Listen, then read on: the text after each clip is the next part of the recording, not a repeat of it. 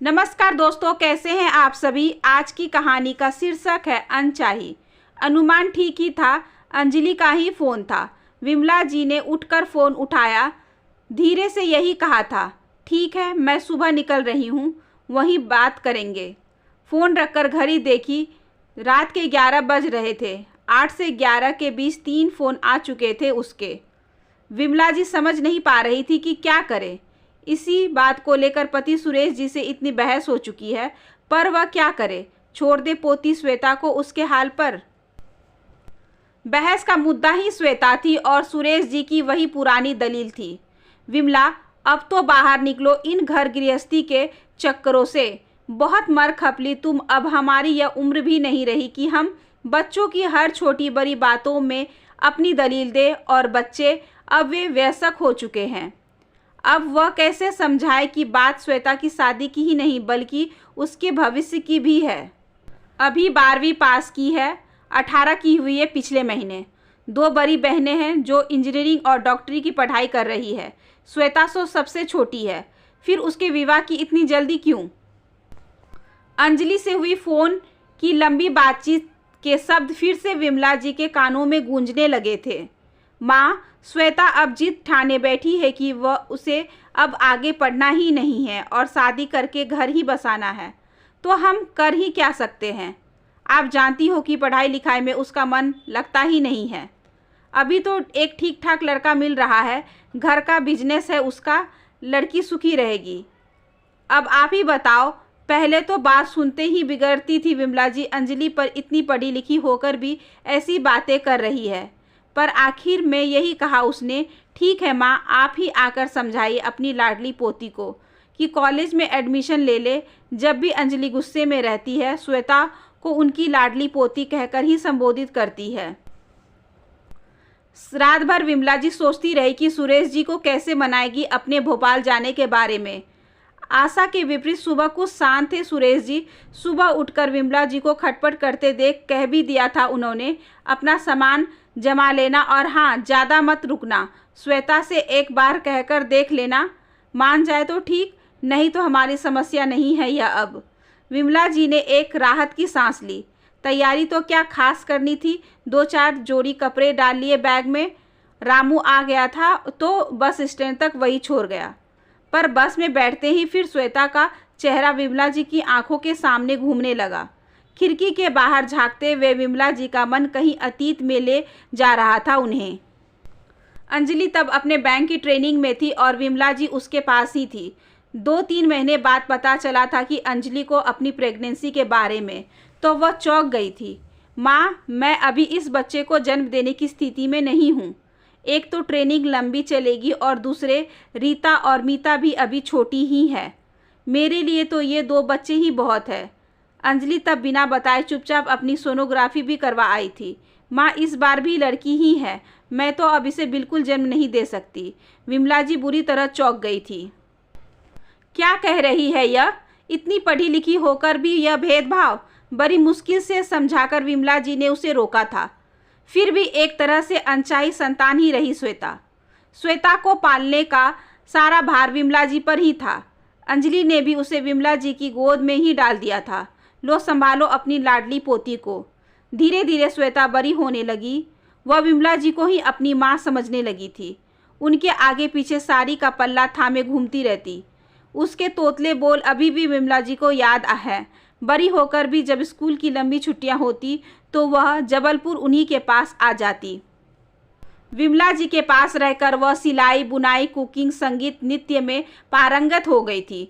पर पता नहीं क्यों पढ़ाई में उसे शुरू से ही अरुचि थी और इसी बात से अंजलि उसके मतभेद थे। फिर वह दिन याद आते हैं, बस में बैठे बैठे विमला जी का कलेजा कांप गया था।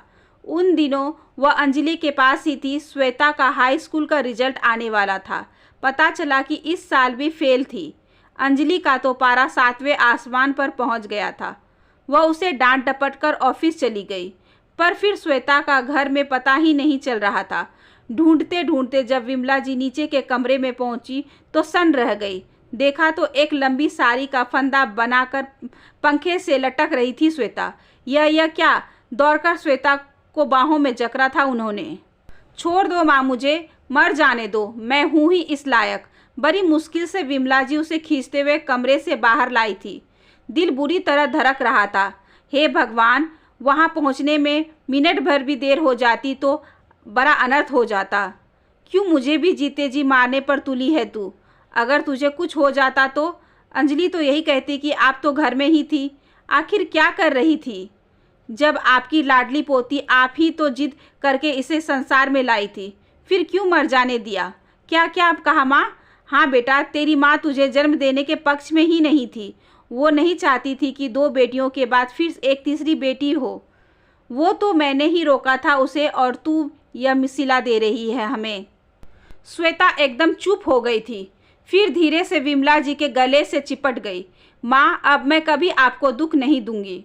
फिर भी दोनों देर तक सिसकती रही थी, पर श्वेता इसके बाद से अंजलि से और दूर होती चली गई। कई बार गुस्से में कह देती, मैं तो अनचाही संतान हूँ ना, तो क्यों रीता दी और मीता दी से मेरी तुलना करती है?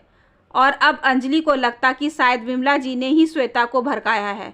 हालांकि विमला जी ने अंजलि से कहा भी था कि श्वेता कितना गलत कदम उठाने जा रही थी, मुश्किल से उसे रोका है। अब उसे प्यार से संभालना होगा।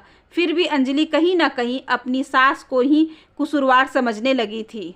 बस में बैठे बैठे बीती बातें याद करते करते कब भोपाल आ गया विमला जी को पता ही नहीं चला। भोपाल बस स्टैंड पर अंजलि उन्हें लेने आ गई थी। अच्छा हुआ माँ, आप आ गई। अब अगर आप ही श्वेता को कुछ समझा सको तो ठीक है। घर पहुँचते ही श्वेता उसी प्रकार लपक कर मिली थी। माँ आ गई आप, चलो मेरे कमरे में, वहीं सामान रखना। वो सब तो ठीक है, पर अब तू थोड़ी देर मेरे पास बैठ और यह बता कि अचानक यह शादी का भूत क्यों सवार हुआ है तुझ पर? विमला खुद को रोक नहीं पाई थी। आपको तो खुशी होनी चाहिए कि इतने दिनों बाद घर में उत्सव का माहौल होगा। आपकी लाडली पोती की शादी है। श्वेता हंसकर बता रही थी। देख बेटा, उन्होंने श्वेता को टोका, तू स्वयं अपने भविष्य की सोच। आगे पढ़ेगी नहीं तो क्या करेगी? तेरी मम्मी पढ़ी लिखी है तो बैंक में बड़ी अफसर है। पापा और मम्मी दोनों की कमाई है, तभी तो तुम लोगों के इतने ठाठ हैं। सब कुछ है, पर माँ, श्वेता बीच में ही बोल पड़ी, आप चाहती हो कि मम्मी की तरह पढ़ लिख कर मैं भी आगे चलकर अपनी किसी अनचाही संतान का गला घोट दूं? नहीं, जो भी आएगा मैं उसे खूब प्यार दूंगी। शादी करके मैं मम्मी पापा का बोझ ही हल्का कर रही हूँ। अनचाही बेटी से उन्हें छुटकारा मिलेगा। विमला जी सन्न रह गई थी। वह यह अनचाहा शब्द कितनी गहराई से इसके दिमाग में घुस गया है। विमला जी समझ नहीं पा रही थी कि अपनी इस हार के बारे में क्या कहे। बेमन से रसोई में जाकर नौकरानी को कुछ निर्देश दे रही थी कि दरवाजे की घंटी बजी। अब कौन आ गया? दरवाज़ा खोला तो देखा यह तो हरीश की पत्नी उषा है। 2 महीने पहले हरीश का एक्सीडेंट में निर्धन हो गया था। वही अंजलि के साथ बैंक में ही काम करता था। उन्होंने उषा को बैठाया और कहने लगी, तुम्हारे पति के बारे में जानकर बहुत दुख हुआ बेटा। उषा रोते हुए बोली, मम्मी जी, मैडम नहीं है क्या? हाँ बेटा, अभी अभी ही निकली है बैंक के लिए। क्यों, कोई काम था क्या? हाँ, उन्हें दरख्वास्त देनी है। इनकी जगह पर मुझे बैंक में लेने की बात थी। अरे तो क्या तुम नौकरी करोगी? वहाँ क्या क्लर्क वगैरह की? नहीं मम्मी जी, मैं इतनी पढ़ी लिखी कहाँ, चपरासी की ही नौकरी मिल जाए तो बहुत है। कम से कम सरकारी नौकरी होगी, दोनों बच्चों को पाल पोस तो सकूंगी। वह फिर रोने लगी थी। विमला जी अवाक थी। भले घर की लड़की अब चपरासी बनेगी। कुछ देर बाद उषा लौट गई, पर विमला जी सोच में ही डूबी थी। उन्हें तो पता ही नहीं चला कि श्वेता कब से पीछे खड़ी हुई सारी बातें सुन रही थी। उसके कुछ शब्द ही पड़े थे विमला जी के कानों में, माँ, मैं भी अब कॉलेज में एडमिशन लूँगी, आप मम्मी से कह दें। आशा करती हूँ कि आज की ये छोटी सी कहानी आपको अच्छी लगी होगी। अगर अच्छी लगी हो तो please like, share and subscribe करें हमारे चैनल को। ज़्यादा से ज़्यादा शेयर करें और बेल आइकन को ज़रूर प्रेस कर लें ताकि अगली वीडियोज़ की नोटिफिकेशन आपके पास सबसे पहले पहुँचे। धन्यवाद।